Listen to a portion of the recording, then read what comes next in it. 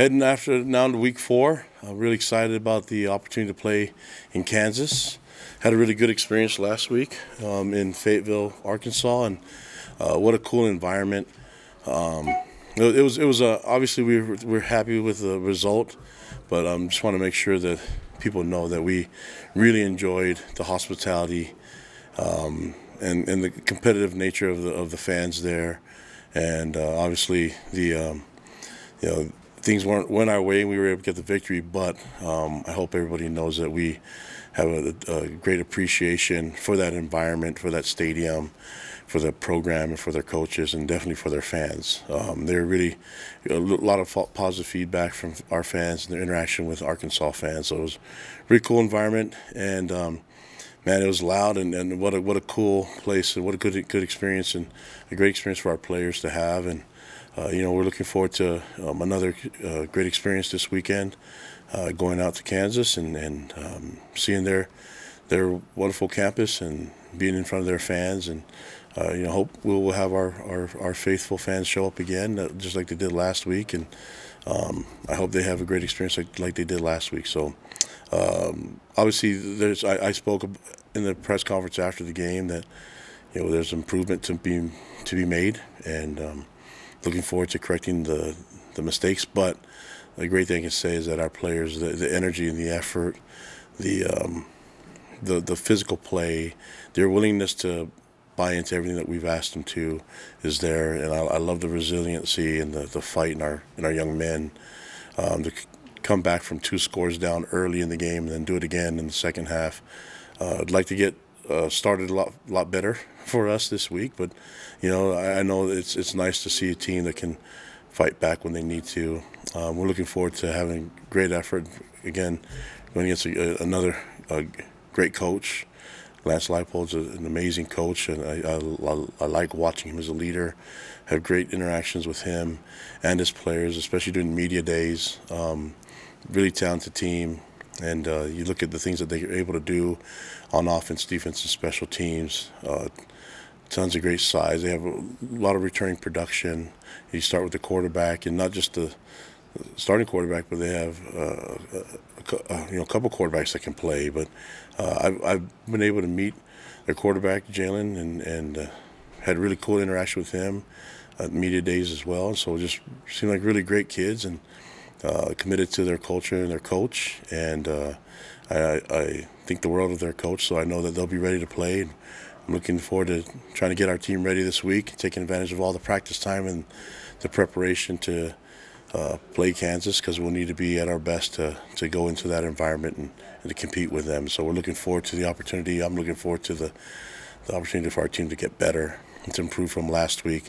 I feel like we've improved every week, and probably need to improve even more in a lot of different ways, and a lot of fixable things we can get that done today. I said that last week. I think I said that every week now, but looking forward to the matchup and looking forward to a great team. I think Kansas is man, they do some really cool things on offense. They're able to about get 500 yards of offense and tons of points on the board, and then defense does a great job being physical and rallying and tackling well. So I think we got our work cut out for us, and we'll be excited for the challenge. So any questions you guys have? Awesome. Thanks, Coach. Let's start with Jay Drew and then John Kuhn. Kalani, I know we've kind of beat this to death, but what are your impressions now after 3 games, more data points of the Big 12 just as a whole? Any surprises? It's kind of in a mixed bag on the field. I'm just curious what your impressions are of the league. They're all well-coached teams, and with tons of talent. That's still the same. I don't think you can judge it all on 1 week. I don't know if you can judge it all on 3 weeks, but we're about to get into that point now where everyone's playing in the conference. And so it's about matchups. You can't sit there and be able to predict what's going to happen from the beginning with no games. And so it's not like you can get 3 games in and say, okay, now we know who's going to have success in the conference and who isn't. Every team is dangerous in this conference. We happen to play one in Kansas right now, so that's all we're focused on. But I know all those coaches. I've been able to be around them in meetings, and I see their teams. I've watched enough film to know that these guys are really good coaches and they know how to get their teams ready, and that I need to do my part to match the level of play and the standard that they have, and that means starting with this week against Kansas. Kalani, you look at what Parker Kingston did on Saturday against Arkansas, caught a TD pass, threw a TD pass, did some good returns on special teams. What about his skill set makes him a threat in so many areas of the game?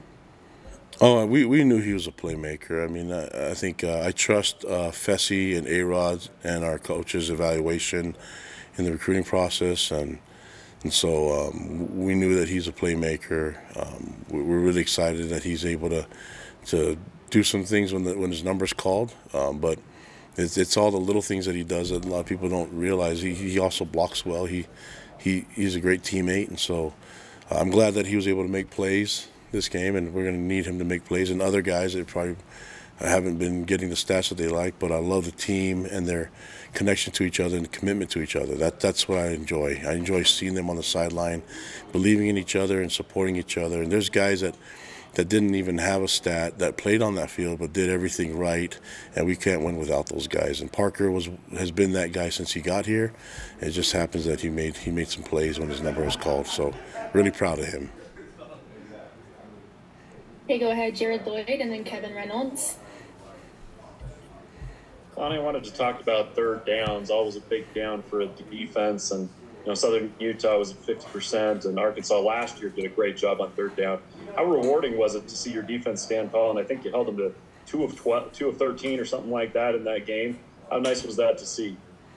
Yeah, in a lot of ways, that's the only down that matters when it comes to defense getting off the field. But it's also a down where you can wreak a lot of havoc, and so I'm glad that it worked out in our favor. But it's trying to win first and second down to create third and longs, and so I thought I don't know if we had a lot of third and longs in this situation, but I think looking at it, talking to Jay and seeing the film, we were able to have a bunch of meetings about it. We just felt like there was a lot that was left on the field. Like we could have done so many more things defensively, and I think everybody says that as a coach when you're doing that. But these are simple things like getting aligned correctly, knowing your assignment, being gap sound, stuff like that. Where, we were coaching it the right way. We just need it to show, and so that us as coaches, we got to find ways to eliminate those mistakes that are very fixable. Hey, Kalani, I just wanted to ask you about Aiden Robin's. Obviously didn't have a carry last weekend. Just wanted to ask why was that, and do you expect him to play this week? Well, I'll say this about a lot of the players. If a lot of them are going through some injury issues, which is making it hard for them to compete every week and be the starter. Whether you're banged up or not, we have to do the right thing, and that's play the guys that they give us the best chance to succeed. So we have a number of players that are going through some. They're not hurt enough to where they can't be 100, where they can't participate or contribute, but they're also not at 100%. And so, if someone at lesser than 100% might not be as good as someone else at 100%. I think that's where Aiden falls into that picture. And then it's a matter of him and others getting enough practice time too. Right now we put out the depth chart on Monday, but a lot happens in Tuesday, Wednesday, Thursday practices where guys can get banged up in that because we're going to be physical in practice too. That's what we do. We have to keep practicing blocking, tackling, and hitting. And so we try to do as much as we can, and sometimes guys get banged up, and when we get to the game, we don't do another depth chart right before the game. But if a guy's going to miss that game, then we usually will know before the game. But sometimes it's even pregame where we had like a guy like Cody Epps, who we had do some pregame stuff last week, didn't clear enough to play in the game. And a lot of that has to do, did he practice enough to do all that? And sometimes we have to make the decision to hold guys out and not participate as much. And so that's just, I think that's kind of where I'm trying to get at with this, is that the depth chart we're still working on it, but availability, means that if a guy is able to give 80% and that's all they got, then that might be better than someone else's 100%. But if you have the right depth, it won't be. Okay, we'll have a few questions from Mitch Harper and then Jake Hatch. Kalani, you said in your opening statements that Kansas has a really cool offense, multiple pro-style look, it seems like. Is this one of the more complex offensive schemes that you've prepared for? Yeah, for sure, and movement all over the place. And I mentioned Coach Leipold. He's had success everywhere he's been, so he has a system that he likes. And then I've seen enough film on him and his teams that he's coached that they do variable things. They're so diverse in their movement. They use the entire field, and they can hurt you in so many different ways. I mean, they have a returning rusher that rushed over 1,000 yards. Their quarterbacks can run as well. They can throw. They have talent in the receiver position. But when you start talking about their offensive weapons, everybody forgets that their defense is solid too. So I don't see a lot of weaknesses on this team. It's the reason why they're winning a lot of games and why they've had a lot of success. But we got to find ways to take advantage of our strengths and things that we think we can do in the matchup, and that's the whole battle of the game is practice what we think we're good at and what we can take advantage of, and they're going to do the same, and then we see what happens on Saturday. But I am really excited about the competition, about the game, and the opportunity to go out to Kansas and to be on that field and play against them. They're really a great program in the way that they're coached, and I like their young men on their team, so it's going to be a lot of fun. Looking forward to the interaction with the fans too. So this is a Big 12 opening game, so we're really excited about that, about being in Kansas, but also excited that we are in the partnership and that we are working together with the Big 12. So this is going to be a lot of fun.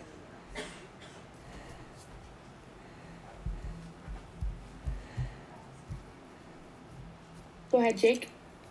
Oh, sorry, it froze up on me for a second there. Kalani, wanted to ask you, you were a guy who played in a conference when you played for BYU, and you guys are now re-entering conference play for the first time in 12 seasons. Does it feel any different to you knowing that, hey, there's actual stakes on the rest of these games this season?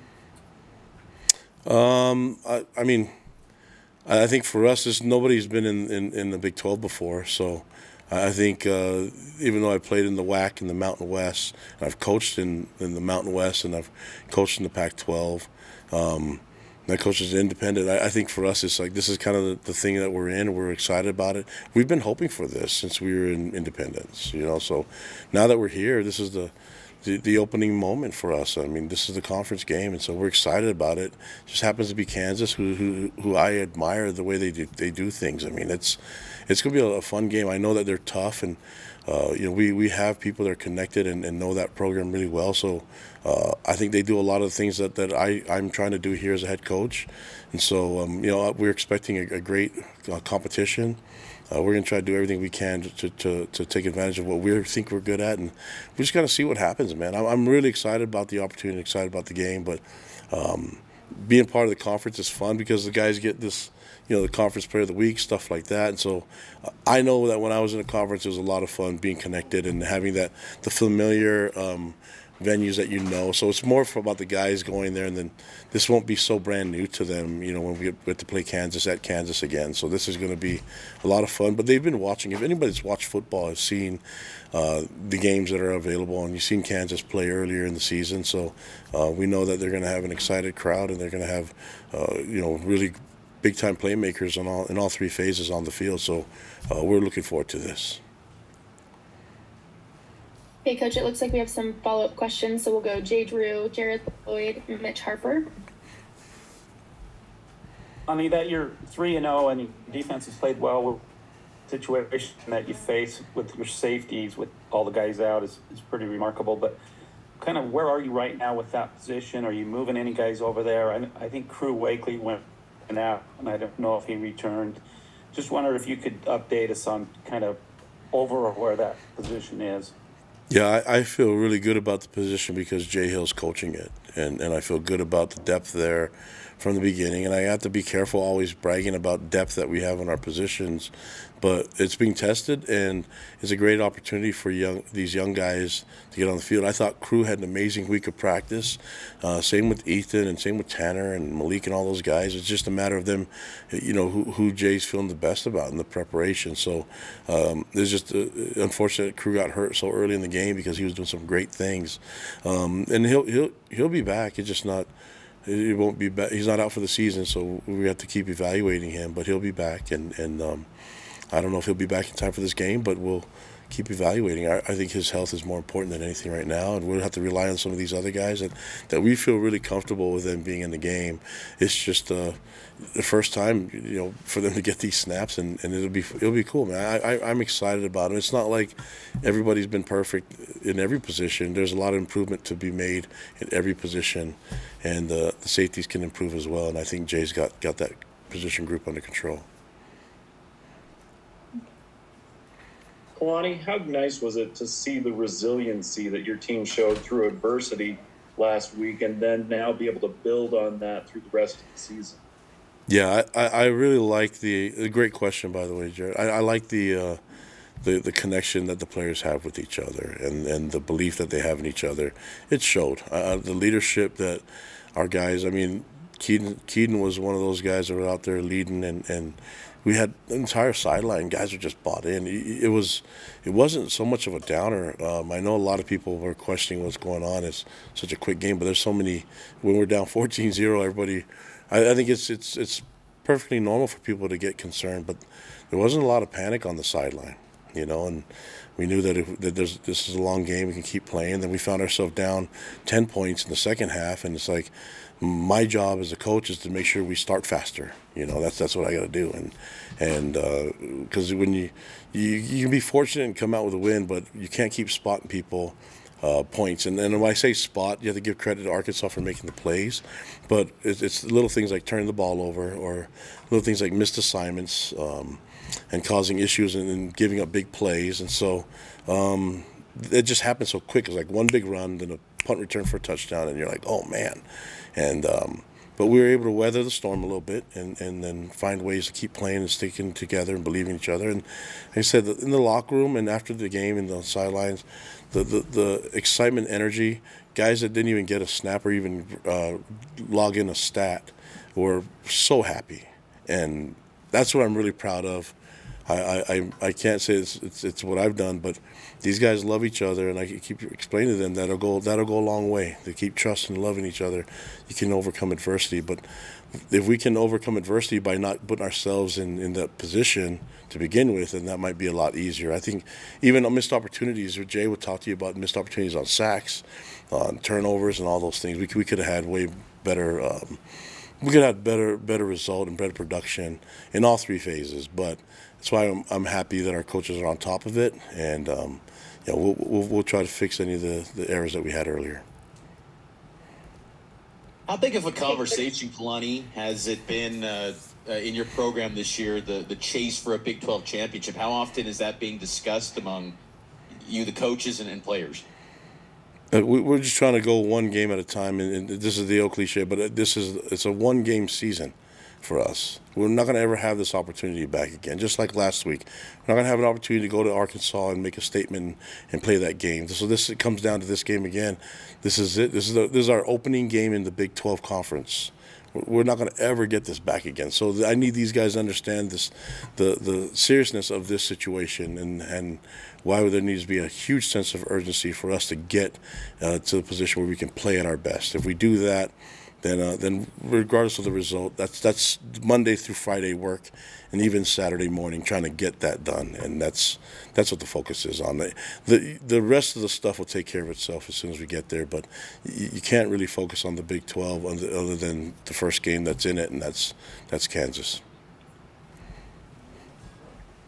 Okay, we'll have one last question from Jake Hatch. Kalani, we saw, we saw Braden Keim replace Caleb Etienne at the past halfway point of that game against Arkansas. Was that a performance-related issue? Was it injury-related? And has Braden Keim taken over that starting position? It's a combination. I'll say this: with every position, it's a combination of all that. Whether it's your injury has, if you're going through some injury issues or you're going through some banged up situations, that's going to affect your performance in some way. And so even if guys are tired or if they're needing a break, that'll require guys making a change and change things up. I think it's a combination of all of it. Like I said, competition is strong, and then we're trying to get all our guys involved. We have a lot of really good players that can compete and can contribute. Braden Keim can contribute. He's a guy that's played a lot of snaps. We have Simi Mwala that can do the same. So there's a lot of guys on our team, Ian Fitzgerald, a lot of those guys that can play valuable reps for us.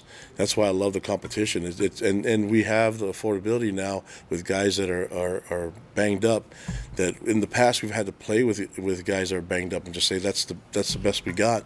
Now we don't have to do that. We have really good talent around us, and I know guys want to play and they want to perform, they want to start and all that. But just be ready to contribute in any way you can.